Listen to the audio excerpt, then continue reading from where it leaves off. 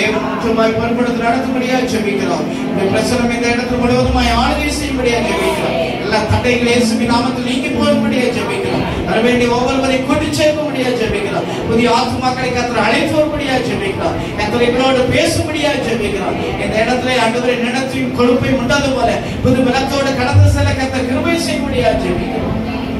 அற்புதம் செய்யுங்க, ஆளுகை செய்யுங்க. எல்லா தடைகளையும் நீக்கி போடும். எங்களை மட்டுமே நம்முடைய வல்லமுள்ள கரத்திலே தாழ்த்தி ஏற்படுத்தி ஜெபிக்கிறோம்.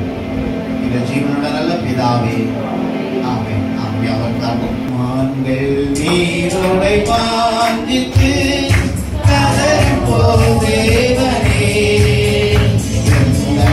ஆத்துமாவும் உம்மையே வாஞ்சித்தே கதறுதே. மான்கள் நீரோடை வாஞ்சித்து கதறும் போதேவனே,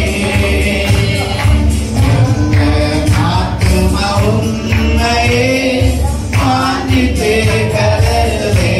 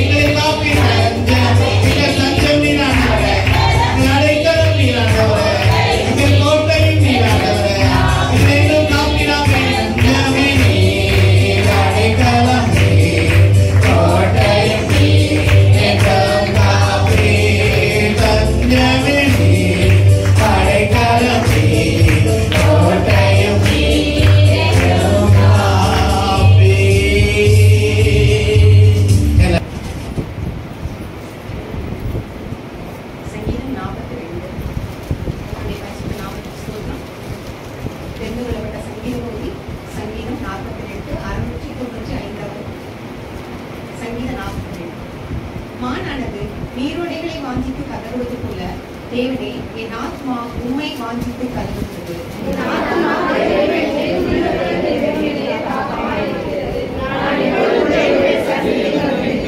உன் தேவன் எங்கே என்று அவர்கள் நாள்தோறும் என்னிடத்தில் சொல்லுகிறபடியால் இரவும் பகலும் என் கண்ணீரே எனக்கு உணவாயிற்று.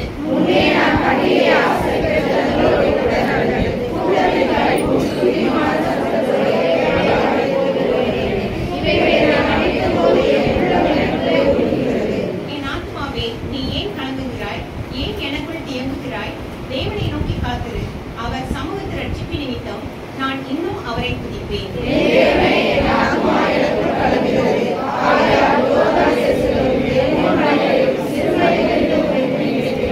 உமது மதங்களின் இறைச்சலால் ஆழத்தில் ஆழம் கூடுகிறது. உமது அடைகளும் திரைகளும் எல்லாம் என்மேல் புரண்டு போகிறது.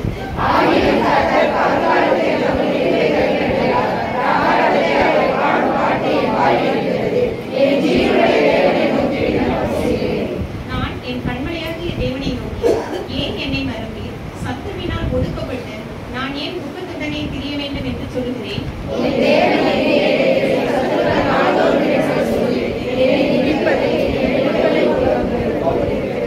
என் ஆத்மாவே, நீ ஏன் கலங்குகிறாய்? ஏன் எனக்குள் தியங்குகிறாய்? தேவனை நோக்கி காத்திரு. என் முகத்திற்கு ரட்சிப்பும் என் தேவனுமாயிருக்கிறவரை நான் இன்னும் துதிப்பேன். ஆமென். கர்த்தருடைய பரிசுத்த நாமத்துக்கு ஸ்தோத்திரம் உண்டாகட்டும். இந்த நேரத்திலும் காலையில நம்ம ஒரு பாட்டு மூலமா நம்ம பார்த்தோம், ஆண்கள் நீரோடை வாந்திட்டு கதறுகிறது போல அப்படிங்கறத நம்ம பார்த்து பாடினோம். அது எத்தனை பேர் உணர்ந்து பாடணும்னு தெரியல. நமக்கு முன்னாடி கேட்கப்பட்ட கேள்வி, எத்தனை பேர் அந்த ஆத்ம தாகத்தோட இந்த இடத்துக்கு வந்திருக்கீங்க அப்படின்னு சொல்லி நம்ம பாஸ்டர் கேட்டாங்க. நம்ம உள்ளத்துக்கு தெரியும், நம்ம எல்லாருமே இப்ப சும்மா ஒரு டைம் பாஸிங்காக அல்லது இந்த ஞாயிற்றுக்கிழமைன்னு சொன்னா ஒரு ஆலயத்துக்கு வரணுங்கிற கட்டாயத்துக்காக அல்லது பாஸ்டர் ஏதாவது சொல்லிடுவாங்களோ, நமக்கு கூட நம்மள ஆண்டவருக்குள்ள வழி நடத்தின சிஸ்டர் நம்மள பிரதர் ஏதாவது நம்மள சொல்லிடுவாங்களோன்னு நினைச்சு யாரும் இந்த இடத்துல வரல. நம்ம எல்லாரும் ஏதோ ஒரு தேடல், ஒரு மனசுக்குள்ள ஒரு தேடல், இந்த இடத்துக்கு போவோம். நம்முடைய ஆத்மாவுல ஒரு மனமகிழ்ச்சி கிடைக்குமா? நம்மளுடைய மனசுல ஒரு சமாதானம் கிடைக்குமா? நம்ம உலகத்தார் எல்லாரையும் தேடி போயிட்டோம். பலர் மத்தியில நம்ம வியாக்குலங்களை, நம்மளுடைய கஷ்டங்களை சொல்லிட்டோம். ஆனால் அந்த இடத்துல இருந்து ஒரு பச்சாபாதாபம் அப்படி வந்துச்சு, ஒளி வச்சுச்சோம் அப்படியா அப்படின்னு கேட்டாங்களே தவிர அந்த இடத்துல இருந்து நம்மளுக்கு ஒரு நன்மையும் கிடைக்கல. அப்போ நம்ம எதை தேடி வந்திருக்கிறோம்? ஏதோ ஒரு தேடல், யாரும் சொல்லி கிடையாது. நம்முடைய மனசு தேடுது, எந்த இடத்துல எனக்கு ஒரு சமாதானம் கிடைக்கும், எந்த இடத்துல என் ஆத்மா தேடுகிறதான அந்த ஒரு சூழ்நிலை, ஒரு ஆசீர்வாதம் எனக்கு கிடைக்கும் அப்படின்னு சொல்லித்தான் நம்ம எல்லாரும் ஆவியானவருடைய ஒரு வழி நடத்துதலின் பேர்ல தான் நம்ம இந்த இடத்துல வந்திருக்கிறோம். நாமளா எந்திரிச்சு கிளம்பி இங்க வந்துட்டோம்னு சொல்லவே முடியாது. நிச்சயமாக இந்த இடத்துக்கு நம்மை அழைத்து வந்திருப்பது ஆவியானவருடைய வல்லமை உள்ள அந்த பெருமை தான். ஆவியானவர் தான் நம்ம ஒவ்வொருவரையும் இந்த இடத்துக்கு கொண்டு வந்து நிறுத்தி இருக்கிறாரு.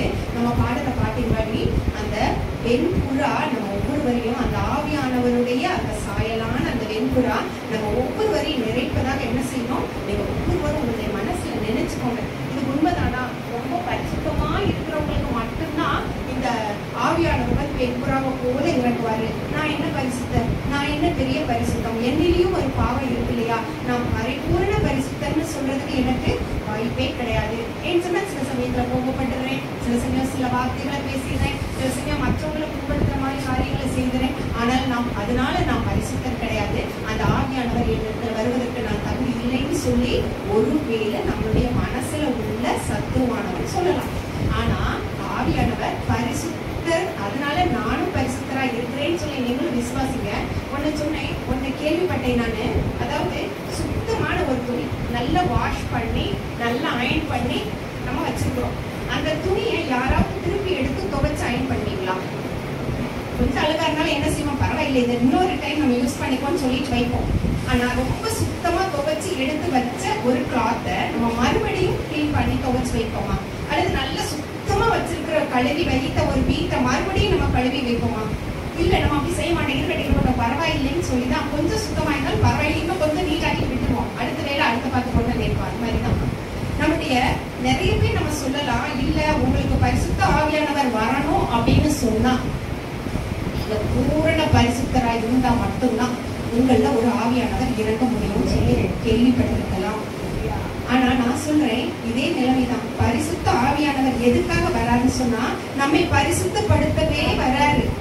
பரிசுத்தம் இல்லாத அந்த ஆத்மாவை பரிசுத்தப்படுத்தவே வராரு. குறைபாடுகளை நிறைவுபடுத்தவே ஆண்டவர் வந்திருக்கிறார். அதனால நம்ம ஒவ்வொருவரும் விசுவாசிப்போம். இந்த தாவீது சொல்றது மாதிரி, தாவீதை விட நம்ம எல்லாம் பெரிய மேன்மையானவர்களா? இல்லையே. ஆண்டவருக்கு பிரியமான மனுஷன் தாவீது. தாவீதோட நம்மளும் பெரிய ஒரு கிடையாது. ஆனா அவரே என்ன சொல்றாரு, மானானது நீரோடைகளை வாஞ்சித்து கதறுவது போல.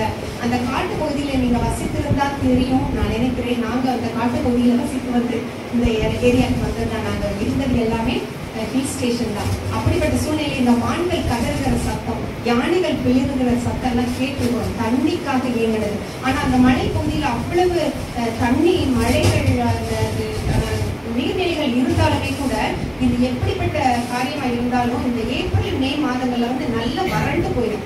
அப்போ இந்த யானைகளும் மான்களும் சில விலங்குகளும் என்ன செய்யும், அந்த தண்ணிக்காக ஏங்கி கத்தும். அந்த சத்தங்கள் கேட்டிருக்கிறோம். அப்போ அந்த மான்கள் வாஞ்சித்து கதறுகிற சத்தத்தை நம்ம கேட்கிறோம். அவர் உணர்ந்து சொல்றாரு, மானானது நீருடைய வாஞ்சித்து கதறுவோம், என் ஆத்மா உண்மை நோக்கி வாஞ்சித்து கதறுன்னு சொல்றாரு. இன்னைக்கு நம்ம இந்த இடத்துக்கு எதுக்கு வந்திருக்கிறோம்? ஒரு வாஞ்சியோட வந்திருக்கிறோம். ஏதோ ஒரு தேடல். அதுவே எனக்கு அந்த மன சமாதானத்தை கொடுப்பீங்களா? எனக்கு யாராலும் கொடுக்க முடியாத சமாதானத்தை உன்னிடத்தில் வைத்து போகிறேன்னு சொன்னீங்களே, அந்த சமாதானம் எனக்கு கிடைக்குமா? அந்த சந்தோஷம் எனக்கு கிடைக்குமா? ஆசீர்வாதத்துல குறைவா இருக்கீங்க, ஞானத்துல குறைவுள்ளவளா இருக்கீங்க, எனக்கு அந்த நிறைவு கிடைக்குமா அப்படின்னு சொல்லி ஒரு வாஞ்சியோட கூட நம்ம அந்த இடத்துக்கு தேடி வந்திருக்கிறோம். நிச்சயமாக நிறைவோட தான் இந்த இடத்துக்கு நம்ம போகிறோம். அந்த ஒரு உறுதியோட இல்ல, நிச்சயமா இந்த இடத்துக்கு நம்ம வந்தோம். திரும்பி போகும்போது இன்னும் கொஞ்சம் ஒரு வெயிட்டே கூடியும். நிச்சயமா நம்ம ஆண்டவர் என்ன செய்வாரு, ஆவியானவரை கொண்டு நம்மளை நிறைத்துதான் இன்னைக்கு அனுப்ப சிந்தை கொண்டு இந்த இடத்துக்கு நம்ம ஒவ்வொருத்தரையும் அழைச்சிட்டு வந்திருக்கிறார். ஏன்னு சொன்னா, என்னுடைய ஆத்மா இந்த இடத்துல நம்ம நின்று ஜெபம் பண்ணும்போது, ஆண்டவரே என்னை விட்டு எடுபடாத அந்த நல்ல பங்கு, என்னை விட்டு எடுபடாத நல்ல பங்கு, யாராலையும் எடுத்துக்கொள்ள முடியாத அந்த சமாதானம், யாராலையும் கொடுத்து நிரப்ப முடியாத அந்த ஆசீர்வாதம் எங்களுக்கு வேணும்ப்பா. எங்களுக்கும் மற்ற ஜனங்களுக்கும் உள்ள வித்தியாசத்தை நீங்க வெளிப்படுத்தி காட்டுங்கப்பா. ஆண்டவருடைய சமூகத்துக்கு நான் வந்துட்டேன் இல்லையா, நான் எல்லாராலையும் கைவிடப்பட்டு, எல்லாராலையும் ஒரு விதமா நிந்திக்கப்பட்டு, எல்லாராலையும் ஒரு விதமா ஏளனமா பேசப்பட்ட சூழ்நிலையை கூட, ஆண்டவரே நீரே தெய்வம், நீர் ஒருவரே என்னை தெரிந்து கொண்டேன், உம்மாலை மாத்திரமே எனக்கு என்னை வேறு விரித்து என்னை உயர்த்த நிலைக்கு கொண்டு வர முடியும். ஏன்னு சொன்னா ஒரு வார்த்தை சொல்லுது, சங்கீதக்காரர் சொல்ற, என்னுடைய நாமத்தை அறிந்திருக்கிறபடினால் அவனை உயர்ந்த அடைக்கலத்திலே வைப்பேன். நம்மளுக்கு தெரிஞ்சதெல்லாம் நம்ம எல்லாம் ஒரு பாஸ்டராப்பா இல்ல, நமக்கு தெரிஞ்சதெல்லாம் ஏசப்பா. அந்த ஒரு வார்த்தை, ஆண்டவரே என்ன பலப்படுத்துங்க, யாரை போய் கேட்போம்?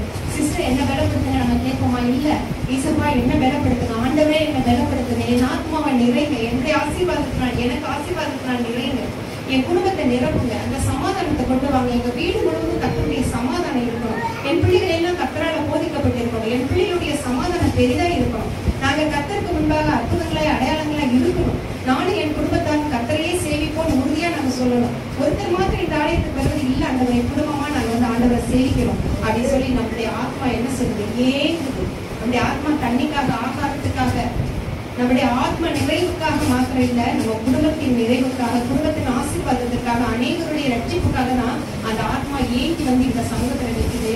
என் ஆத்மா தேவன் மேல், ஜீவனுள்ள தேவன் மேலேயே தாகமாக இருக்கிறது, நான் எப்பொழுது தேவனுடைய சந்நிதியில் வந்து நிற்பேன். இன்னைக்கு நம்ம வந்து நின்று இருக்கிறோம் ஆண்டவருடைய சமூகத்துல, என்ன நிறைவோடு வந்திருக்கிறோம், எல்லாரும் ஒரு குறைவோடு வந்திருக்கிறோம். ஆண்டவருடைய சமூகத்துல நிறைவாக போய் சேர்வேன்னு சொல்ற ஒரு உறுதியோடு இந்த இடத்துல அமர்ந்திருக்கிறோம். நிச்சயமாகவே நம்மளுடைய அமர்வு ஆண்டவருடைய ஆவியானவரை கொண்டு நிரப்பி இந்த நாள்ல நம்முடைய வீட்டுக்கு அனுப்புவோம். நீங்க வீட்டுக்கு போய் பாருங்க, புதிதான ஒரு பிரசன்னத்தை, புதிதான ஒரு அலங்காரத்தை நீங்க கண்டிப்பா பார்க்க முடியும். ஏன்னு சொன்னா இந்த நேரத்துல நம்மளுடைய ஆத்மா அலங்கரிக்கப்படுகிறது, நம்முடைய ஆவி உயிர்ப்பிக்கப்படுகிறது. இந்த ஆவியோட, இந்த ஆத்மாவோட நம்ம வீடுகளுக்குள்ள பிரவேசிக்கும் பொழுது அந்த ஆத்ம நிறைவை, அந்த ஆசீர்வாதத்தை, அந்த முழுமையான கிருவிய, அந்த அலங்காரத்தை நிச்சயமா நம்ம வீடுகளுக்குள்ள இந்த நாள்ல நம்ம கண்டுபிடிக்க முடியும். இது உடனடியா முடியும். கர்த்தர் பரிசுத்த பெரிய காரியங்கள் நம்முடைய வாழ்க்கையில் செய்வார். உன் தேவன் எங்கே என்று அவர்கள் நாள்தோறும் என்னிடத்தில் சொல்லுகிறபடியினால் இரவும் பகலும் என் கண்ணீரே எனக்கு உணவாயிற்று. இது யாருக்கு சொல்லப்பட்ட வார்த்தை எனக்கு தெரியாது. ஒருவேளை இந்த இடத்துல நீங்க வந்திருக்கிற, நீங்க ஒருவேளை கண்ணீரோட வந்திருக்கலாம். நீ சும்மா ஏசுன்னு சொல்றையே, உன்னை தப்பு வைக்கிற ஏசு உயிரோடு இருக்கிறாரா? ஏன் இந்த நாட்கள் இப்படிப்பட்ட விசேஷங்களுக்கு நீ வர மாட்டேங்கிற சொல்லி அநேகர் வந்து நம்மள உந்துதல் படுத்தியிருப்பாங்க, நம்மள விரோதமா பேசியிருப்பாங்க. ஆனா இந்த இடத்துக்கு நம்மளை வந்து சேர்த்துட்டது கர்த்தருடைய கிருபை.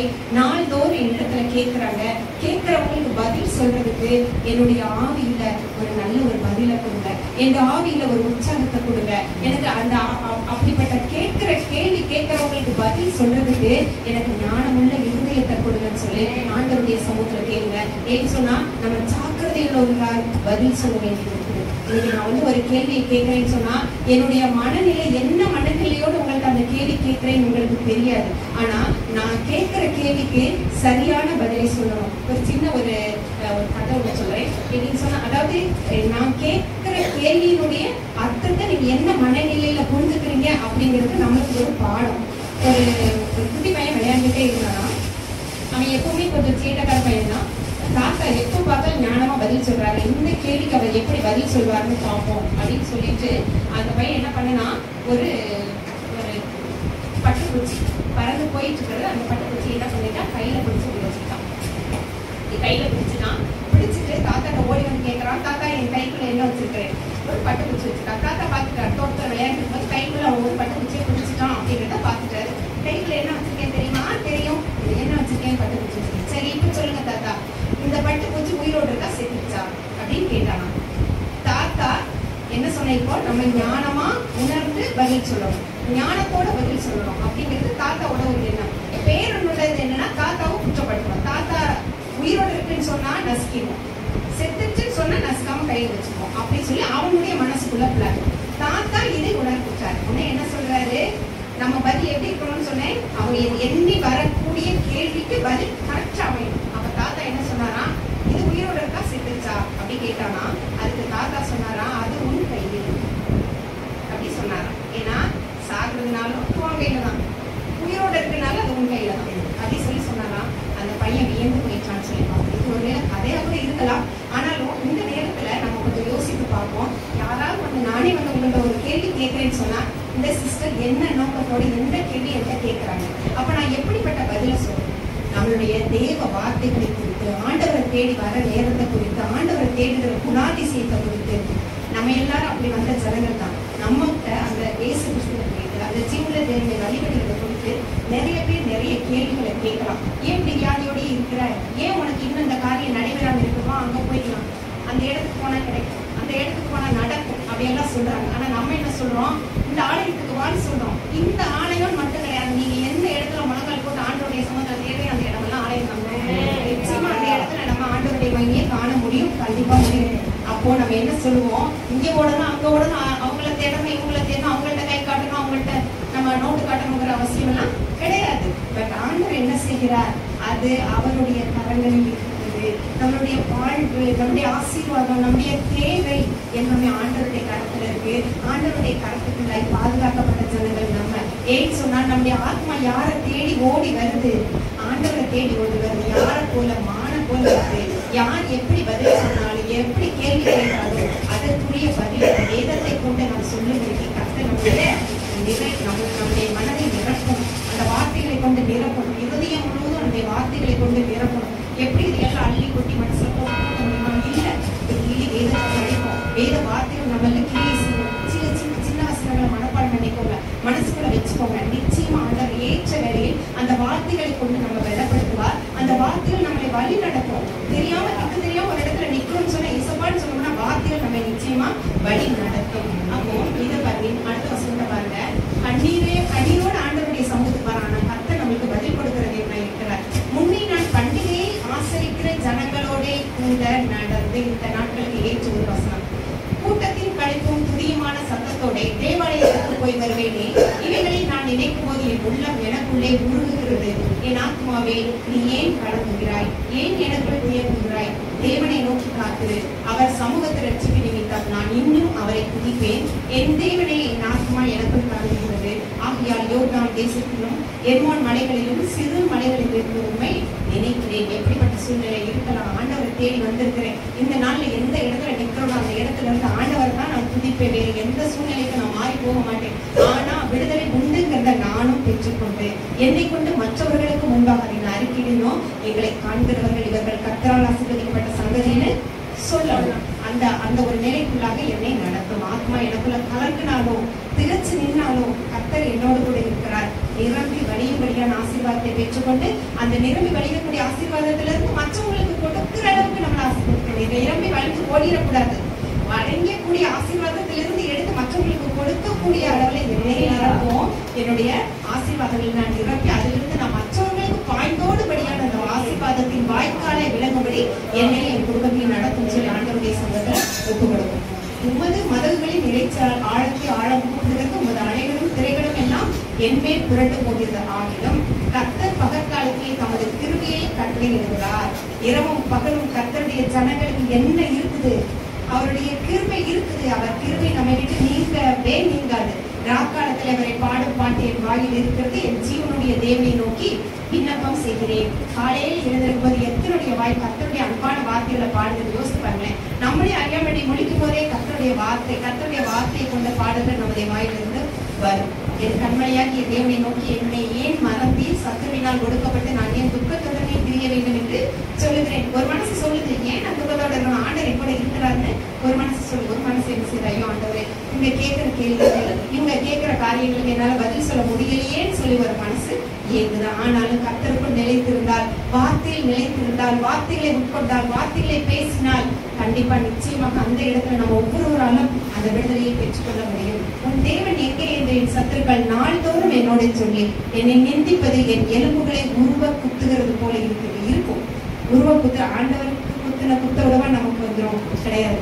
ஆனா உருவ குத்துறது போன்ற வார்த்தைகளை பேசினாலும் அந்த குத்துற வார்த்தைகளை கொண்டே ஆண்டவர் என்ன செய்வாரு, நம்மை அந்த வார்த்தையிலிருந்து புதிய ஒரு வார்த்தை உண்டாக்கி நான் உன்னை விளம்பரங்க எதிரிடையா ஒரு வார்த்தை சொன்னா ஆண்டவர் நமக்காக என்ன செய்வார், ஆசீர்வாதமான ஒரு வார்த்தை கொடுப்பார். அவங்க சாபமான ஒரு வார்த்தை சொல்லி நம்ம நிந்தித்தா ஆண்டவர் ஆசீர்வாதமான ஒரு வார்த்தை நமக்கு சொல்லுவார். அடுத்தவங்களோட வார்த்தை கேட்கறதுனால நம்ம ஆசீர்வதிக்க தான் பட்டிருப்போம். ஏன்னு சொன்னா ஆண்டவர் நம்மளுக்கு ஒரு வார்த்தை கொடுத்துருவாரு.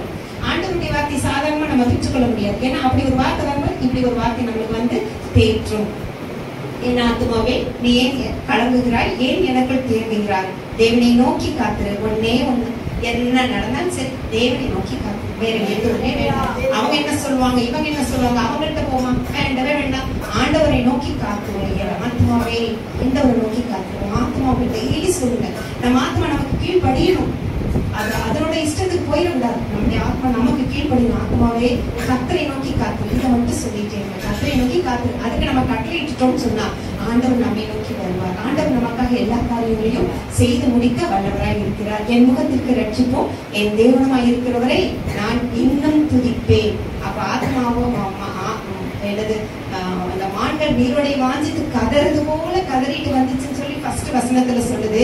கடைசி வசனத்துல பாருங்க, என் முகத்திற்கு ரட்சிப்பும் என் தேவனுமாய் இருக்கிறவரை நான் இன்னும் துதிப்பேன். எப்படினாலும் பரவாயில்ல, எனக்கு அதை ஏற்ற நேரத்துல என்னுடைய ஆத்மா நிரம்பும்படிக்கு கர்த்தருடைய வார்த்தை என்னை கிரியை செய்யும். இன்றைக்கு நீங்க அதை எல்லாரையும் நீங்க பார்ப்பீங்க.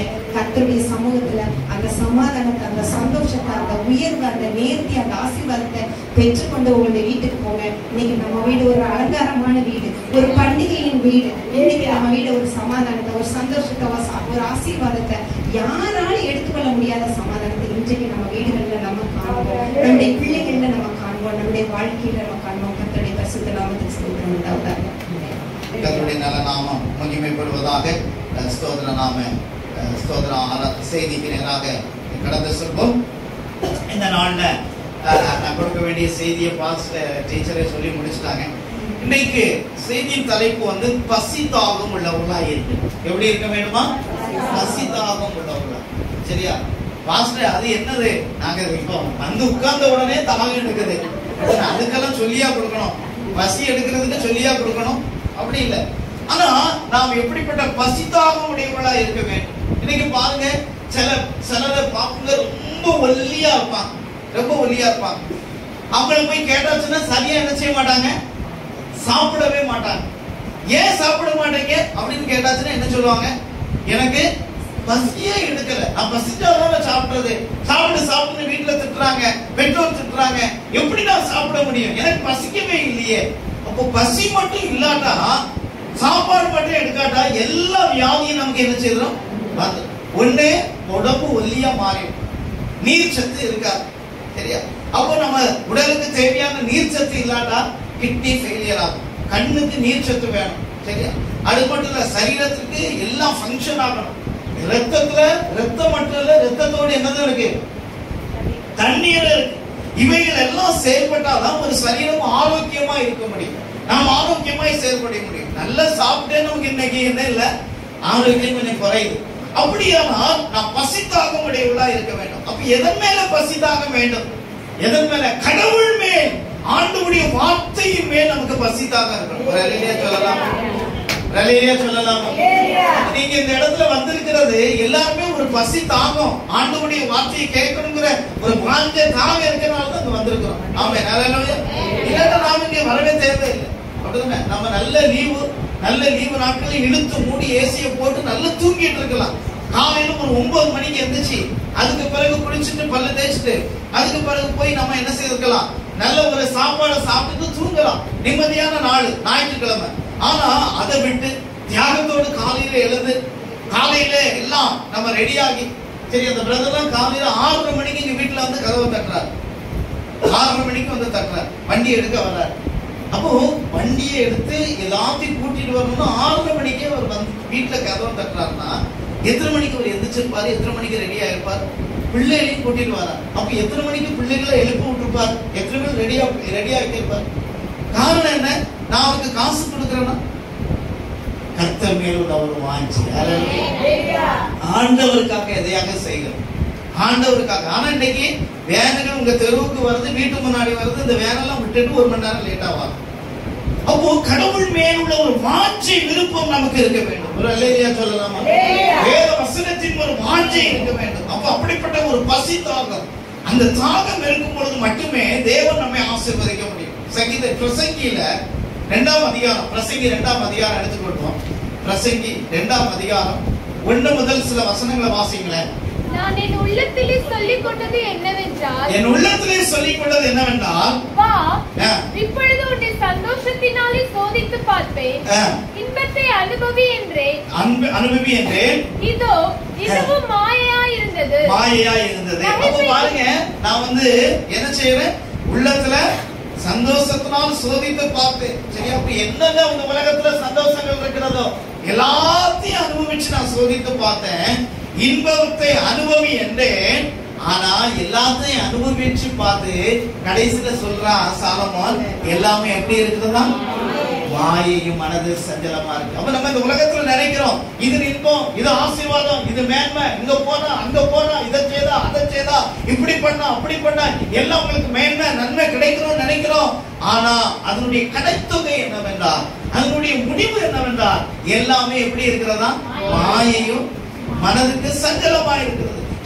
சில வீரர்களை பாருங்க, சில வீரர்கள் என்னது ஸ்போர்ட்ஸ்ல உள்ள வீரர்கள் எல்லாம் பாருங்க, அவங்களுடைய டார்கெட், அவங்களுடைய கோல், அவங்களுடைய அச்சீவ்மெண்ட், அவங்களுடைய டெஸ்டினி என்னன்னா, எப்படியாவது நான் இதை செய்துவிட வேண்டும், எப்படியாவது இதை நிறைவேற்றி விட வேண்டும். இவ்வளவு தூரம் 100 மீட்டர் ஓட்டப்பந்தயத்துல ஒருத்தர் 2 நிமிஷத்துல கடந்திருக்கிறார்.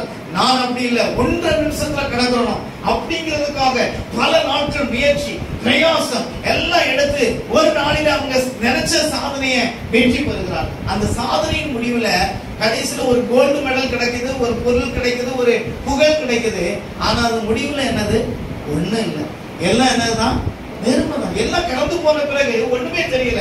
அப்போ அந்த சாலமோன் அதுதான் சொல்கிறான். அடுத்த 2வது வசனத்தை வாசிங்க. நகைப்பை குறித்து அது பைத்தியம் என்றும், அது பைத்தியம் என்றும், சந்தோஷத்தை குறித்து அது என்ன செய்யும் என்று சொன்னேன், அதை என்ன செய்யும் என்று சொன்னேன். அப்ப பாருங்க, சாலமோன் என்ன செய்கிறார், இதெல்லாம் நான் பார்த்தேன்ப்பா, சந்தோஷத்தை பார்த்தேன், நகைச்சு பார்த்தேன், கிண்டல் பண்ணி பார்த்தேன், எல்லாம் பண்ணி பார்த்தேன், ஆனா அதை என்ன செய்யும் என்று சொன்னேன். அது மட்டும் இல்ல, 3வது வசனம், வானத்தின் கீழ் மனுபுத்திரர் உயிரோடு இருக்கும் நாளெல்லாம் பெற்று அனுபவிக்கத்தக்கது இன்னதென்று அறியும் பொருட்டு என் இருதயத்தை ஞானத்தால் தேற்றிக் கொண்டிருக்கும் போதே நான் என் தேகத்தை மதுபானத்தால் சீராட்டிக் கொண்டிருக்கவும் மதியீனத்தை பற்றிக் கொண்டிருக்கவும் என் உள்ளத்தில் வகை தேடினேன். நான் பெரிய வேலைகளை செய்தேன், எனக்காக வீடுகளை கட்டினேன், திராட்சை தோட்டங்களை நட்டேன், எனக்காக தோட்டங்களின் சிங்கார வாகனங்களை உண்டாக்கி அவைகளின் சகல வகை கனி விருட்சங்களையும் நாட்டினேன், மரங்கள் பயிராகும் தோப்புக்கு நீர் பாய்ச்சுவதற்கு குளங்களை உண்டு பண்ணினேன், சம்பாதித்தேன். வீட்டிலும் வேலைக்காரர் பிறந்தார்கள். எனக்கு முன் எருசலேமில் இருந்த எல்லாரையும் பார்க்கிலும் ஆடு மாடு முதலான திரண்ட ஆஸ்திகள் எனக்கு இருந்தது. வெள்ளியையும் பொன்னையும் ராஜ சம்பத்தையும் மகாநகரில் உள்ள பொருள்களையும் சேகரித்து சங்கீதக்காரரையும் சங்கீதக்காரிகளையும் மனுபுத்திரருக்கு இன்பமான பலவித வாத்தியங்களையும் சம்பாதித்தேன். எனக்கு முன் எருசலேமில் இருந்த எல்லாரையும் பார்க்கிலும் நான் பெரியவனும் திரவிய சம்பனுமானேன். என் ஞானமும் என்னோட கூட இருந்தது. என் கண்கள் இச்சித்தவைகளில் ஒன்றையும் நான் அவைகளுக்கு தடை பண்ணவில்லை. என் இருதயத்துக்கு ஒரு சந்தோஷத்தையும் நான் வேண்டாம் என்று விலக்கவில்லை. நான் செய்த முயற்சிகள் எல்லாம் என் மன மகிழ்ச்சி கொண்டிருந்தது. இதுவே என் பிரயாசங்கள் எல்லாவற்றிற்கும் எனக்கு வந்த பலன். என் கையில் செய்த சகல வேலைகளையும் நான் பட்ட எல்லா பிரயாசத்தையும் கண்ணோக்கி பார்த்தேன். இதோ எல்லா மாயையும் மனதுக்கு சஞ்சலமுமாய் இருந்தது. சூரியனுக்கு கீழே பலன் ஒன்றுமில்லை. அப்ப பாருங்க, சாலமோன் ஆண்டவருக்கு என்ன கேட்டாரு? ஞானத்தை கேட்டார். ஆண்டவர் அவருக்கு என்ன செய்தார்? ஞானத்தை கொடுத்தார். ஞானத்தை மட்டும் இல்ல, அவருக்கு தேவையான சகல சம்பத்துகள், ஆஸ்திகள் எல்லாவற்றையும் கொடுத்தார். ஞானத்தை கொடுத்தார். அப்ப பாருங்க, அவர் உண்டாக்குற அந்த அரண்மனை அதுக்கு பிறகு இதுவரைக்கும் அந்த மாதிரி கட்டல. அவ்வளவு தொங்கு தோட்டங்கள், அவ்வளவு எல்லாவற்றையும் செய்தான். எல்லாவற்றையும் அவன் வந்து ஒரு ராஜா மாதிரி அனுபவி ராஜான்னு எல்லாத்தையும் என்ன செய்தான்?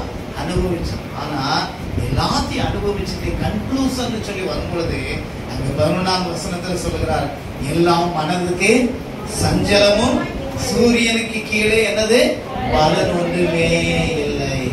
அப்ப எவ்வளவோ பிரயாசப்பட்ட, எவ்வளவோ முயற்சி பண்ண, எல்லாத்தையும் அவன் உலகத்தின் மீது, உலகத்தின் காரியங்கள் மீது எல்லாம் வாஞ்சியா இருந்துச்சு. ஆனா கடைசியில ஒண்ணுலயே நான் என்ன செய்யல? திருப்தி அடையல அப்படின்னு சொல்லி அங்க என்ன செய்யலாம்? முடிக்கிறத பார்க்கிறோம். அப்போ வேதத்துல நம்ம பார்க்கும் பொழுது இந்த உலகத்துல திருப்தியா ஆயிட்டோம் அப்படின்னு சொல்லி எதையும் சொல்ல முடியாது. ஆனா ஆண்டவருடைய வசனத்தை கேட்பதிலும், அவருடைய வசனத்தை வாஞ்சிப்பதிலும், ஆண்டவருடைய முகத்தை பார்ப்பதில் நம்ம ஒரு வாஞ்சி உடையவர்களா இருந்தோமானா ஆண்டவன் நம்மளோடு பேசின ஒரு வார்த்தை போதும் நம்முடைய வாழ்க்கை முழுவதுக்கும் திருத்தி விட்டார்.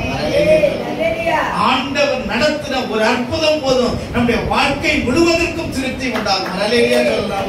ஆண்டவன் நடத்தின ஒரு மேன்மை போதும் அது நம்முடைய வாழ்க்கை முழுவதற்கும் திருப்தியை கொண்டு வருமே தவிர இந்த உலகத்தின் காரியத்தில் எவ்வளவுதான் பிரயாசப்பட்டாலும் முயற்சி எடுத்தாலும் எல்லாம் கிடைத்தொகையை பார்க்கும் பொழுது அது எல்லாமே ஒன்றும் எல்லாம் மாயை, மனதுக்கு சஞ்சலமா இருக்கிறது நான் சொல்லல. நாம் கொண்டு இருக்கிற கையில வைத்திருக்கிற வேதம் நமக்கு கற்றுத் தருகிற பாடமா இருக்கிறது. அது மட்டுமல்ல, அங்கு சமாரியா ஸ்திரிய யோவான் எழுதின நற்செய்தி நூல் 4ஆம் அதிகாரம் 8ஆம் வசனத்துல வாசிக்கிறேன். அவருடைய வாழ்க்கையில அங்கு ஒரு தாகம் உண்டாயிற்று. எப்படியாவது ஒரு தாகம், அந்த தாகத்துக்கு தண்ணீர் எடுக்கதான் அவன் என்ன செய்தான்? ஒரு கிணற்று அடியில வந்து உட்கார்ந்துருக்க. அப்ப பாருங்க, ஆண்டவர், நம்முடைய ஆண்டவர் எவ்வளவு நல்ல ஆண்டவர் தெரியுமா? யாருக்கு என்ன பிரச்சனையோ அதன் மூலமாக ஆண்டவர் கேள்வியை கேட்டு அவங்களுடைய பிரச்சனையை மாற்றுகிற தேவனா இருக்கிறார். அவளுடைய திருப்தி, ஒரு கணவனை கல்யாணம் முடிச்சு பார்த்தா அங்க அவளால என்ன செய்ய முடியல? அங்க ஒரு சந்தோஷம் கிடைக்கல, நிம்மதி கிடைக்கல. 2-3 கணவர்கள். அப்ப அவருடைய பிரச்சனை, வாழ்க்கையில நிம்மதியை இழந்து, சந்தோஷம் இழந்து, வெறுத்து போய் சரி தண்ணி எடுக்க வந்திருக்கிறார். அப்ப ஆண்டவர் என்ன செய்கிறார்? முதல்ல நேரம் அங்க போய், உனக்கு தண்ணீர் வேணுமா, உன் தண்ணீரை ஆற்றுவதற்கு நான் வந்திருக்கேன் அப்படின்னு ஆண்டவர் சொல்லல. அங்க போய் ஆண்டவர் என்ன செய்யறாரு? எனக்கு தாகமா இருக்கு, நீ என்ன செய்ய? தண்ணீர் கொடுக்குறாரு சொல்லலாம். ஆண்டவருக்கு செய்யற எப்படிப்பட்ட காரியங்கள். அப்ப நம்மகிட்ட சிலர் வந்து கேட்பாங்க, பணமே இல்லாம இருக்கும், நம்மகிட்ட வந்து காசு கேட்பாங்க. சரியா? அப்ப நம்ம வந்து என்ன செய்யணும்? சரியா? ஏதோ இருக்கிறதோ கொடுத்து பாருங்க, நம்முடைய தேவையை ஆண்டவர் அற்புதமா சொல்ல. ஆண்டவர் செய்யற காரியங்கள் அப்படிதாங்க. நம்ம கையில வச்சுக்கிட்டு கொஞ்சம் வச்சிருக்கோம், நான் அதெல்லாம் தர முடியாது, எனக்கு இவ்வளவுதான் இருக்குன்னு நம்ம வச்சிருந்தோம்னா ஆண்டவர் என்ன செய்ய மாட்டாரு? திரும்ப தர மாட்டார். ஆனா ஆண்டவரே சில நேரத்துல சோதனை பண்ணி பார்ப்போம். அப்ப நம்ம இருக்கிற காரியத்துல கொஞ்சத்துல உண்மையா இருக்கிறோமா? கொஞ்சத்துல உங்களுக்கு 100 ரூபாய் தான் வருமானம் வருது, 10 ரூபாய் தசமபாகம் கொடுக்குறோமா? சொல்லலாம். 1 லட்சம் வந்து நான் 10,000 கொடுக்கறது பெருசு அல்ல. 100 ரூபாய் வருது, நான் 10 ரூபாய் கொடுக்குறேன். அந்த வாஞ்சியை தான் ஆண்டவர் பார்க்கிறார், அந்த விருப்பத்தை தான் பார்க்கிறார். நீ பெருசா இருந்து பெருசா கொடுக்கறது தேவையில்லைப்பா. உனக்கு 100 ரூபாய் தான் வந்து, அந்த 100 ரூபாய் நீ 10 ரூபாயை கொடுக்குறியா? உனக்கு வெறும் 50 ரூபாய் தான் வருமானம் வந்து அதுல நீ 5 ரூபாய் ஆண்டவருக்கு கொடுக்கறியா? அதுதான் வாஞ்சி. அந்த வாஞ்சியை தான் ஆண்டவர் பார்க்கிறார். அப்ப பாருங்க, ஆண்டவர் அங்க வந்து அந்த சமாரிய ஸ்திரீ அவன் எல்லாவற்றிலும் ஏமாற்றத்தை தான் சம்பாதித்தான். எல்லாவற்றிலும் நிம்மதி இல்ல, சந்தோஷம் இல்ல, எல்லாவற்றிலும். அந்த 8வது வசனத்தை வாசிங்களேன். யோவான் 4ஆம் அதிகாரம் 8ஆம் வசனத்தை வாசிங்க. அப்பொழுது சமாரிய நாட்டாளாகிய ஒரு ஸ்திரீ தண்ணீர் மொள்ள வந்தாள். இயேசு அவளை நோக்கி தாகத்துக்கு தாய் என்று கேட்டார். யூதர்கள் சமாரியருடனே சம்பந்தம் கலவாதவர்கள் ஆனபடியால் சமாரிய ஸ்திரீ அவரை நோக்கி, நீர் யூதனாய் இருக்க சமாரிய ஸ்திரீயாகிய என்னிடத்தில் தாகத்துக்கு தாய் என்று எப்படி கேட்கலாம் என்றார். இயேசு அவளுக்கு பிரதியுத்தரமாக, நீ தேவனுடைய ஈவையும் தாகத்துக்கு தாய் என்று உன்னிடத்தில் கேட்கிறவர் இன்னார் என்பதையும் அறிந்திருந்தாயானால் நீயே அவரிடத்தில் கேட்டிருப்பாய், அவர் உனக்கு ஜீவ தண்ணீரை கொடுத்திருப்பார் என்றார். ஹல்லேலூயா, ஸ்தோத்திரம். ஆண்டவர் என்ன தண்ணீரை கொடுக்கிறார்? ஜீவ தண்ணீர். ஜீவ தண்ணீர். அவன் வந்து உலக காரியங்களை பேசிட்டு இருக்கிறான், ஆண்டவர் ஆவிக்குரிய காரியங்களை பேசிக் கொண்டிருக்கிறார். ஹல்லேலூயா. இன்னைக்கு அப்படிதான் நம்ம வந்து எப்பவுமே உலக காரியங்கள், உலகத்தின் எதிர்காலம், நம்ம காரியம், நம்ம பிள்ளை, நம்ம எதிர்காலம், இதெல்லாம் பேசிட்டு இருக்கிறோம்.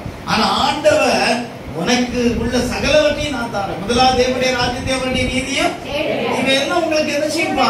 கொடுக்கப்படும். இதை பற்றி நீங்க கவலைப்படாதீங்க, இதை பற்றி நீங்க யோசிக்காதீங்க, இதை பற்றி நீங்க திங்க் பண்ணாதீங்க. நீங்க முதல்ல தேட வேண்டியது அவருடைய ராஜ்யத்தையும் அவருடைய நீதியும். ஒரு அலையிலே சொல்லலாம். இன்னைக்கு அப்படிதான் நிறைய பேர் உலக காரியங்களை தேடி மண்டையை உடைச்சு ஆராதனைக்கு வராம, ஜெபத்துக்கு வராம, வேத வாசிப்பு இல்லாம, ஜெபம் இல்லாம, ஊழியம் இல்லாம எல்லாத்தையும் ஓடிக்கொண்டிருக்கிறாங்க. முடிவு மாயையும் மனதுக்கு சஞ்சலம். ஆனா கர்த்தர் நம்ம தேடினா இவைகள் எல்லாம் உங்களுக்கு பின்னாடி கூட கொடுக்கப்படும். ஒரு அலையிலே சொல்லலாம்.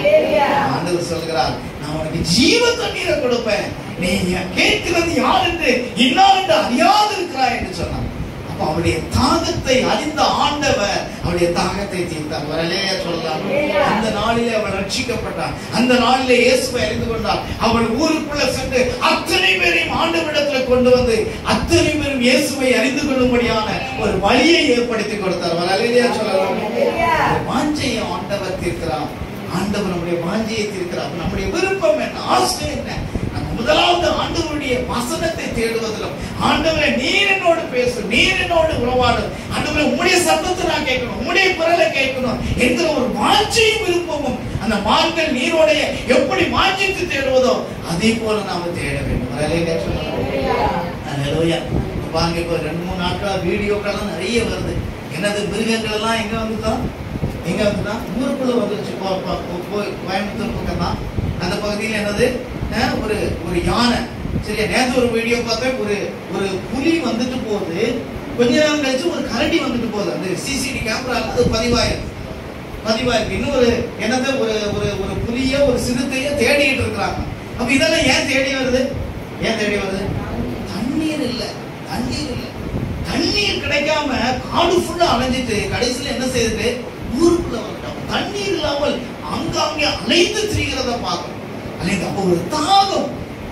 அதே போல நமக்கு ஆண்டவர் மேல ஒரு விருப்பம், ஒரு தாகம், ஆண்டவர் மேல ஒரு வாஞ்சி, ஆண்டவர் மேல ஒரு விருப்பம். அந்த வசனத்தை வாசிக்க வேண்டும், வசனத்தை கேட்க வேண்டும், ஆண்டவரை ஆராதிக்க வேண்டும், ஆண்டவரை துதிக்க வேண்டும், அவரை மகிமைப்படுத்த வேண்டும் என்கிற விருப்பமும் வாஞ்சையும் நம்முடைய வாழ்க்கையில உருவாகுமானால் நம்முடைய ஆசைகளை, ஆஞ்சைகளை ஆண்டவர் நிறைவேற்ற ஒரு போதுமானவராக இருக்கிறார். சங்கீதம் 4:7-8 வசனங்கள் வீட்டுல போய் வாசிங்க. அங்கு தானியமும் திராட்சை ரசமும் நிரப்பி இருக்கிற சந்தோஷத்தை பார்க்கணும். எடுத்து வாசிங்க. 4ஆம் சங்கீதம் 7-8 வசனங்களை வாசிங்க. அவர்களுக்கு தானியமும் திராட்சை ரசமும் சந்தோஷத்தை பார்க்கலாம், அதிக சந்தோஷத்தை இருதயத்தில் தந்தி. வரலையே சொல்லலாம். அப்போ திராட்சை ரசத்தினால நாம சம்பாதிக்கிறது நிறைவா இருக்கிறதுனால என்ன கிடையாது? சந்தோஷம் நிறைவு கிடையாது. வரலையே சொல்லலாமா? ஆண்டவருடைய சமூகம் தான் அதுக்கு அதிகமான சந்தோஷத்தை நமக்கு கொடுக்கும். வரலையே சொல்லலாமா?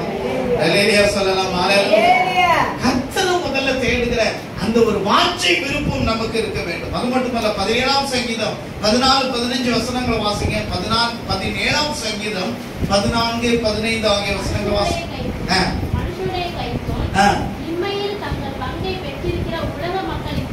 கைக்கும் உம்முடைய கரத்தினால் என்னை ஆமென். அங்க பாருங்க, உமது கரத்தினாலே என்னை இந்த உலகத்தில் வருகிற பலன், உலகத்தில் வருகிற பலன் அது நமக்கு என்ன செய்யாது, ஒரு மேன்மை நன்மை கொண்டு வராது. தேவனிடத்திலிருந்து வருகிற பலன் தான் நமக்கு மேன்மை நன்மை கொண்டு வரும். தேவனை தேடுகிறதுனால, தேவன் தந்த ஆசீர்வாதம் சொல்லி தேவன் தருகிற தேடுகிறதுனால வருகிற ஆசீர்வாதம் நமக்கு நன்மையும் மேன்மையை கொண்டு வரக்கூடியதாக இருக்கு. உலகத்திலிருந்து வருகிற ஆசீர்வாதங்கள் நமக்கு நன்மையை கொண்டு வராது. உண்மையிலே தேவனால் வரும் திருப்தி, தேவனை தேடுவதனால, வாஞ்சிப்பதனால தேவனால் கொடுக்கிற திருப்தி என்னன்னா, சங்கீதம் 4:6-7 வசனங்களை வாசிங்க. சங்கீதம் 4:6-7 வசனங்கள்.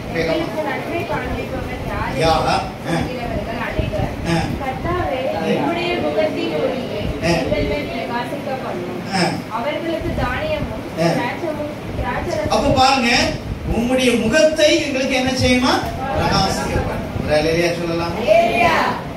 ஆண்டவருடைய முகத்தின் வெளிச்சம் நம்ம மேல பிரகாசிச்சதுன்னா அதுவே நமக்கு நிறைவு. சொல்லலாம். காலையில 9 மணி வரைக்கும் தூங்கும் போது ஒரு வெளிச்சம் நம்ம மேல படுதுல, சரி, அது என்ன வெளிச்சம், சூரிய வெளிச்சம், சரியா? ஆனா அதே வெளிச்சத்தை காட்டிலும் தேவனுடைய வெளிச்சம், அவருடைய முகத்தின் பிரகாசம், அவருடைய முகத்தின் ஒளி. ஆண்டவரே, உம்முடைய முகத்தை பார்க்கணும், உம்முடைய ஆண்டவரே சத்தத்தை கேட்கணும். நீங்க எப்படியாவது எனக்கு தோன்றிருங்க, என்னோட பேசுங்க, ஒரே ஒரு வார்த்தை பேசுங்க அப்படின்னு எத்தனை பேர் ஜெபம் பண்றோம்? அப்படின்னு எத்தனை பேர் கனவுல தேடுறோம்? அப்ப அந்த முகத்தின் ஒளி, முகத்தின் வெளிச்சம் நம்ம என்ன செய்யுமா, அதுதான் நமக்கு என்னது, திருப்தி. அதுதான் திருப்தி. 2வது சங்கீதம் 17:15 சரியா, 17:17 சங்கீதம் 15 வசனத்துல, நானும் நீதியில் உம்முடைய முகத்தை தரிசிப்பேன், நான் விழிக்கும் போது உமது சாயலால் திருப்தியாவேன். உமது சாயலால் என்ன செய்வேன், திருப்தியாவேன். சொல்லலாம். திருப்தி எதுலங்க? கிரில் சிக்கன் சாப்பிடுறது, சவர்மா சாப்பிடுறதுனாலயா திருப்தி? இல்லைங்க, இல்ல. ஒண்ணுமே சாப்பிடாம கஞ்சி தண்ணியும் ஊறுகாம சாப்பிட்டுட்டு ஆண்டவருடைய சமூகத்துல இருப்பதுதான் திருப்தி. சொல்லலாமா? அதுதான் திருப்தி, அதுதான் சந்தோஷம், அதுதான் மகிழ்ச்சி. வாங்க உங்களுடைய முகத்தில் சாயலாம். அப்போ அதுக்கு தொடர்ந்து வாசிங்க.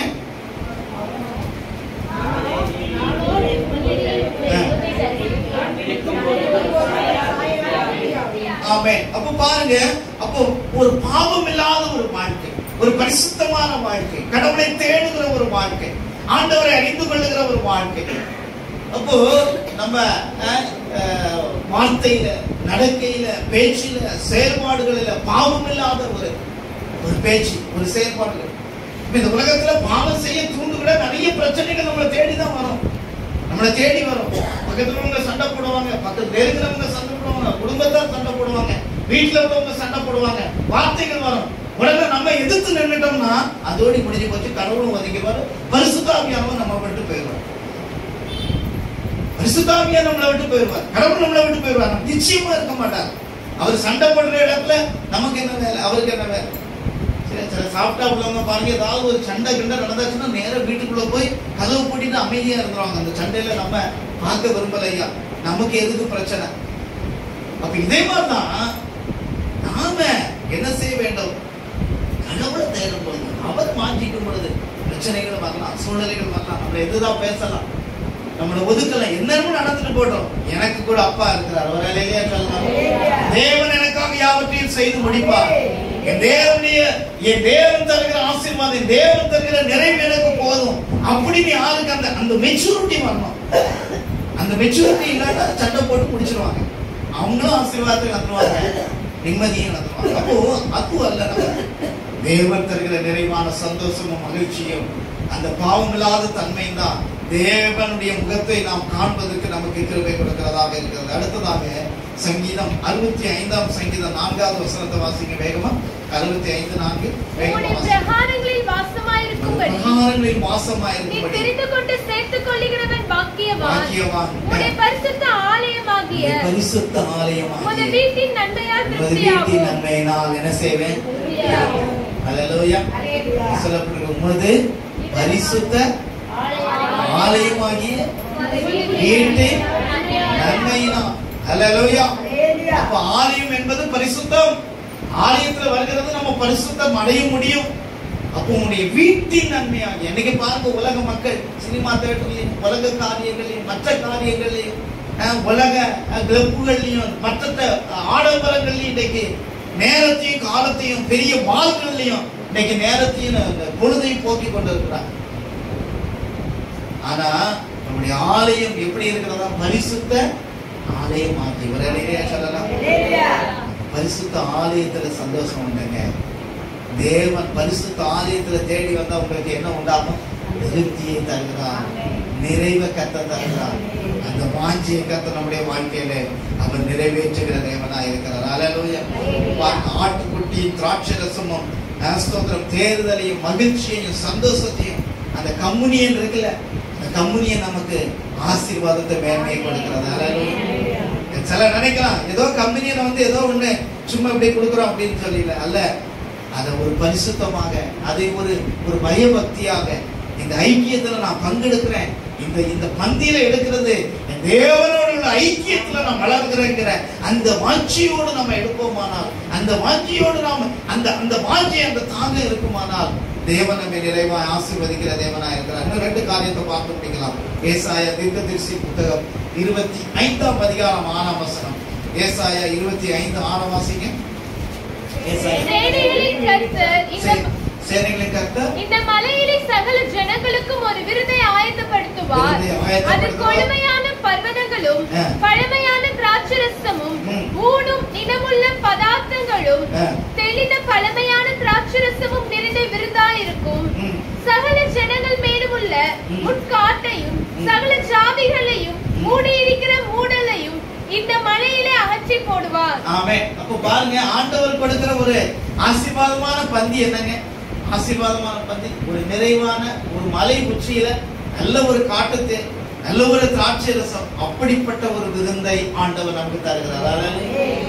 ஆண்டவர் தருகிற விருந்து உச்சிதமானது, ஆசீர்வாதமானது. அதனால நாம் என்ன செய்ய முடியும்? திருப்தி அடைய முடியும். நல்லையா சொல்லலாம். நல்லையா.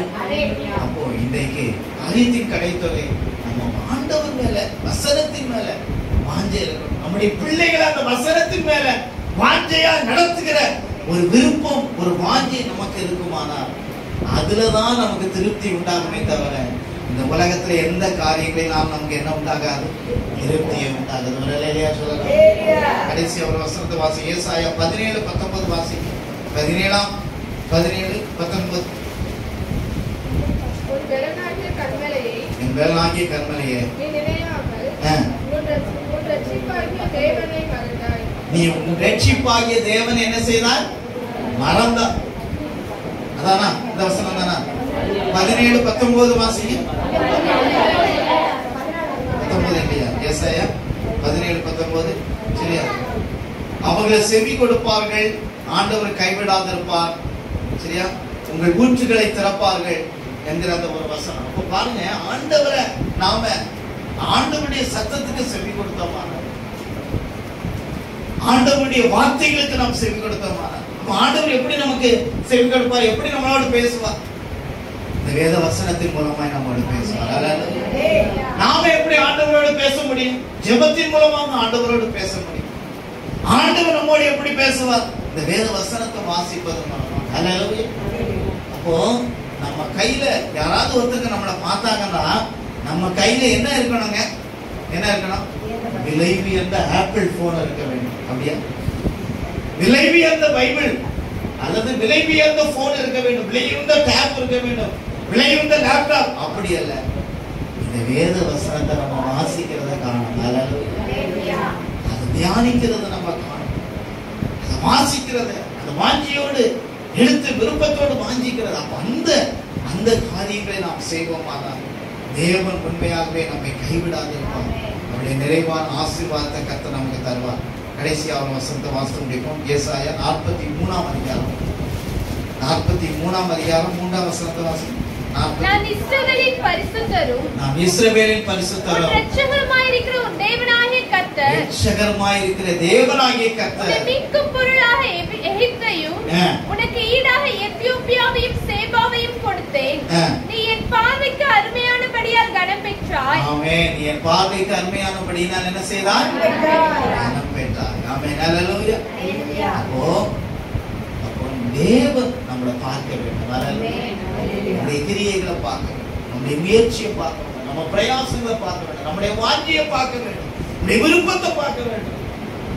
தாவீத ஆண்டவர் அவருடைய விருப்பத்தை பார்த்தார். 24 மணி நேரம் எப்பவும் ஒரு கம்பையும் ஒரு குச்சையும் ஒரு அந்த நாட்கள்லாம் கிட்டார்ல அந்த கம்பியெல்லாம் கிடையாது. அந்த மாதிரி ஒரு குச்சையை எடுத்து வச்சு எப்பொழுதும் ஆண்டவரை பாடிட்டே தெரியும், ஹல்லேலூயா, ஆராதிச்சுட்டே தெரியும், ஆண்டவர் உயர்த்திக்கிட்டே எப்ப பார்த்தாலும் வாஞ்சை. என் ஆத்துமா மேல் வாஞ்சியா இருக்கிறது, என் விருப்பம் மேல் வாஞ்சியா இருக்கிறது, ஆலயத்துல நான் எப்பொழுதும் இருப்பேன். இப்படிதான் அவருடைய பாடல், வாஞ்சை, துணி எல்லாமே இருந்தது. அதனாலதான் ஆண்டவர் சொன்னார், நீ இருதயத்திற்கு ஏற்றவன் என்று. இது மட்டும்தான் எதத்துல பார்க்கிறேன், இருதயத்திற்கு ஏற்றவன் என்று. அந்த வாஞ்சி, அந்த விருப்பம், மான்கள் நீரோடை வாஞ்சிப்பது போல ஒரு விருப்பம், ஆண்டவரை ஸ்தோத்திர தேடணுங்கிற விருப்பம், கர்த்தரை ஆலயத்துல வந்து தேடணும், அவர் ஆராதிக்கணுங்கிற ஒரு விருப்பம். 7 மணிக்கு ஆராதனை, ஒரு 6:45 இங்க வந்து முழங்கால் பண்ணிட்டு ஆண்டவரை துதித்துக் கொண்டே இருக்க வேண்டும் என்கிற ஒரு விருப்பம். ஒரு முட்டாள போல, சரி, ஒரு முட்டாளு என்ன செய்ய எப்ப பார்த்தாலும் ஏதாவது ஒண்ணு செய்துட்டு இருக்கிறது போல நம்ம ஆண்டவருடைய சமூகத்துல வேதத்தை வாசிக்கிறதுல, அவரை தேடுறதுல ஒரு பைத்தியக்காரன் போல, ஆண்டவரை தேடுறதுல ஒரு பைத்தியம், வேதத்தை வாசிக்கிறதுல ஒரு பைத்தியம், ஜெபிக்கிறதுல ஒரு பைத்தியம், ஊழியம் செய்யறதுல ஒரு பைத்தியம், அப்படி இருக்க வேண்டும். ஹல்லேலூயா, ஹல்லேலூயா, ஸ்தோத்திரம். அது போல ஒரு வாஞ்சையும் விருப்பமும் நம்முடைய வாழ்க்கையில உருவாக வேண்டும். ஹல்லேலூயா. இப்படிப்பட்ட ஒரு வாஞ்சை இருக்கிறதா, இப்படிப்பட்ட ஒரு விருப்பம் இருக்கிறதா, அப்படி கடவுளை தேடணும், அப்படி முகத்தை பார்க்கணுமே, கர்த்தர் என்னோட பேசணுமே என்கிற ஒரு வாஞ்சை விருப்பம் இருந்து வாங்க. நம்முடைய வாழ்க்கையில எல்லா காரியங்களையும் கர்த்தர் அதனது காலத்தில் நேர்த்தியாய் செய்து முடிப்பார். நிச்சயமாய் செய்து முடிப்பார். வாழ்க்கை மேன்மை உள்ளதாய் மாறும். இயேசு கிறிஸ்து நம்மை திருப்தியாக்கி நம்மை நடத்துகிறார். அவர் ஸ்தோத்திரம். இயேசு கிறிஸ்து இந்த உலகத்துல வந்தது எதற்காக என்றால் பிதாவுடைய சித்தத்தை செய்வதற்காக வந்தார். ஆனா ஆண்டவருடைய சித்தத்தை செய்வதே என்னுடைய வாஞ்சையா இருந்தது என்று சொன்னார். என்னுடைய விருப்பம் அதுதான், என்னுடைய விருப்பம், என்னுடைய வாஞ்சை என் பிதாவுடைய சித்தத்தை நிறைவேற்றி முடிக்க வேண்டும். எல்லாத்தையும் ஆண்டவர் பார்க்கிறாரு, எல்லாத்தையும் ஆண்டவர் விரும்புகிறார். என்னுடைய விருப்பத்தை, என்னுடைய இருதயத்தின் ஏக்கத்தை நிறைவேற்றுவாயா, என்ன நீ தேர்வாயா, எனக்கு பிரியமா நடப்பாயா, வேத வசனத்தை இரவும் பகலும் வாசிப்பாயா என்கிற அந்த வாஞ்சை நமக்கு உண்டாகுமானால் கர்த்தர் மிகுந்த ஆசீர்வாதத்தின் நன்மையும் நீதியின் கிரீடத்தையும் கர்த்தர் நமக்கு தருவார். நீதியின் கிரீடத்தை கர்த்தர் தருவார். ஒரு வெளிச்சத்திலே நாம் நடக்க முடியும். தேவன் நிறைவான ஆசீர்வாதங்களை கர்த்தர் தருவார். உலகம் எதை நோக்கியோ ஓடிட்டு இருக்கு, எப்படியும் போட்டு, உலகம் எப்படியும் போட்டு, உலகத்துக்கு ஒத்த வேஷம் தெரியாமல், உலகத்துக்கு ஒத்த நம்ம காரியங்களை செய்யாதபடி எனக்குன்னு ஒரு காரியம் இருக்குது. என் மீட்பர் உயிரோடு இருக்கிறார், அவருடைய வாஞ்சையின்படி, அவருடைய விருப்பத்தின்படி நான் நடப்பேன் அப்படின்னு சொன்னோம்னா ஒவ்வொரு நாளிலும் ஆண்டவர் பேசுகிறத நாம கேட்க முடியும். இன்னைக்காவது ஒரு விருப்பம் வருதா உங்களுக்கு? இன்னைக்கு அதிகாலையில நான் ஜெபம் பண்ணணுமே, அதிகாலை ஜெபத்துல 2-3 பேர் கத்திட்டே கிடக்குறாங்களே, அவங்க கூட சேர்ந்து அதிகாலையில கொஞ்ச நேரம் துதிக்கணுமே, கொஞ்ச நேரம் ஜெபிக்கணுமே. 2 மணி ஜெபத்துல 2-3 பேர் லேடிஸ் கத்திட்டு கிடக்குறாங்களே, அதுல நான் கொஞ்சம் ஜெபம் பண்ணணுமே. அந்த வாஞ்சி, ஹல்லேலூயா, அந்த விருப்பம் நமக்கு வந்தாச்சுன்னா உண்மையாகவே அதுல நம்முடைய வாழ்க்கை ஒரு திருப்தி அடையும். ஒரு ஹல்லேலூயா. வீடோ காரோ பங்களாவோ ஆஸ்தி அந்தஸ்துல நம்ம திருப்தி அடையவே முடியாது. வேதம் தெளிவாக சொல்லுகிறது, சகலவற்றையும் அந்த வார்த்தைய எல்லாம் மாயம் மனதுக்கு சஞ்சலம் சொல்றது ஏதோ ஒரு ரோட்ல போற நபர் சொல்லல. ஒரு ராஜா எல்லாவற்றையும் உண்டாக்குன, எல்லாவற்றையும் தன்னுடைய கரங்களிலே இருந்த ஒரு நபர் சொல்றாரு, எல்லாரையும் நான் செய்து முடிச்சேன்பா, எல்லாம் மாயையும் மனதுக்கு ஆண்டவர் பாதம் மட்டும்தான் நேர்மையானது. இந்த உலகத்துல அவருடைய பாதம் மட்டும் நம்ம முடிச்சுக்கணும். அதுல கிடைக்கிற ஒரு சந்தோஷம், திருப்தி, அது யாராலும் சொல்ல முடியாதுங்க. ஹல்லேலூயா. அது யாராலும் சொல்ல முடியாது. அது நீங்க அனுபவிச்சு பார்த்தா தான் தெரியுமே தவிர, ஒரு பயங்கரமான வெயில்ல ஒரு ஜில்லுன்னு ஒரு என்னது ஒரு ஜிகர்தாண்டாவோ அல்லது ஜில்லுன்னு ஒரு ரோஸ் மில்கோ குடிச்சு பாருங்க. அப்பதான் அதனுடைய ருசியும் அதனுடைய அந்த ஒரு இனிமையும் தெரியுமோ. அதே போலதான் நம்முடைய வாழ்க்கையில ஆண்டவரை நாம் பின்பற்றுதலில் கிடைக்கிற ஆசீர்வாதம் நன்மை நம்முடைய வாழ்க்கையில நம்ம இதயத்தை மேன்மைப்படுத்துவார். அதை பெற்றுக்கொள்வதற்கு எதையும் நீங்க தியாகம் செய்யலாம். அதை பெற்றுக்கொள்வதற்கு எதையும் தியாகம் செய்ய பாருங்க. அதுக்கு 10 மடங்காய் 100 மடங்காய் ஆண்டவர் உங்க வாழ்க்கையில கூட தருவார். 100 மடங்கு ஆண்டவர் கூட தருவார். நான் சாட்சியா சொல்றேன். எத்தனையோ தேவ மனிதர்கள் இன்றைக்கு சாட்சியா இருக்கிறாங்க. இந்த வேதமும் கடவுளும் நமக்கு சாட்சியா இருக்கிறாங்க. அவருடைய வேத வசனத்துல திருப்தியாகவும் சந்தோஷம் அடைவோம். கர்த்தர் நிறைவாய் நம்மை ஆசீர்வதிப்பார். நம்மளை முடிச்சோம். திருப்தியாக்கி நடத்திடுவார், தேவைகளை சந்திப்பார், மீதம் எடுக்க வைப்பார், பிறருக்கு கொடுக்க வைப்பார். திருப்தியாக்கி நடத்திடுவார், தேவைகளை சந்திப்பார், மீதம் எடுக்க வைப்பார், பிறருக்கு கொடுக்க வைப்பார். பாடி கொண்டாடுவோம், ஓடி நன்றி சொல்லுவோம். பாடி கொண்டாடுவோம், ஓடி நன்றி சொல்லுவோம். திருப்தியாக்கி நடத்திடுவார்,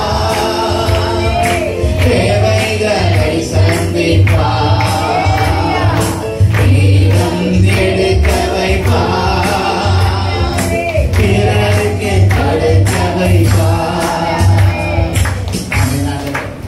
என்னை நீங்க திருப்தியாக்கி நடத்துங்க. இந்த ஆராதனை மட்டும் இல்ல, இந்த நாள் முழுசும் என் பாதத்துல அமர்கிற கிருபைகளை தான். ஒரு தீர்மானம் எடுங்க. இன்னைக்கு நாள் முழுசும் நான் எங்கேயும் போக மாட்டேன், எதையும் தொட மாட்டேன், மொபைல் டிவி எதுவுமே வேண்டாம். இந்த வேதத்தை வாசிக்கிட்டே இருப்பேன். ஆண்டவர் என்னோட பேசுகிறது வரைக்கும், நான் ஒரு திருப்தி அடைகிறது வரைக்கும் நான் ஆண்டவர் இந்த வேதத்தை வாசிக்கிட்டே இருப்பேன் அப்படின்னு சொல்லி பாருங்க. லிட்டரலா தேவன் உங்களோட பேசுவார். உங்க காரியங்களை தெளிவா உங்களை நடத்துவார். உங்க தேவைகளை கர்த்தர் அற்புதமா சந்திப்பார். நீங்க திருப்தி அடைந்து மற்றவர்களுக்கு கொடுக்கிற அளவுக்கு ஆண்டவர் உங்களை உயர்த்தி வைப்பார். ஹல்லேலூயா. திண்டாட்டமான நிலைமையில் அல்ல, வறுமை நிலைமையில் அல்ல, பிரச்சனை நிலைமையில் அல்ல, வியாதி என்கிற நிலைமையில் அல்ல, திருப்தியாய் கர்த்தர் உங்களை நிரப்பி நடத்துவார். ஆண்டவருடைய வல்லமையான கரம் நம்மை தாங்கி நடத்தும். ஹல்லேலூயா. ஸ்தோத்திரம், ஸ்தோத்திரம், ஸ்தோத்திரம். தனம் அம்மா ஜெபிக்க முடியாது கேட்கிறேன். ஸ்தோத்திரம், ஸ்தோத்திரம். Thank you, Jesus. Stotram.